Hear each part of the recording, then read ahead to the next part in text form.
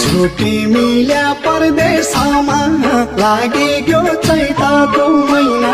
छुट्टी मिल्या परदेशमा लागेको चैतको महिना बैना भेट्न आउलो हिजो केही आउँछ उदासी महिना बैना भेट्न आउलो हिजो केही आउँछ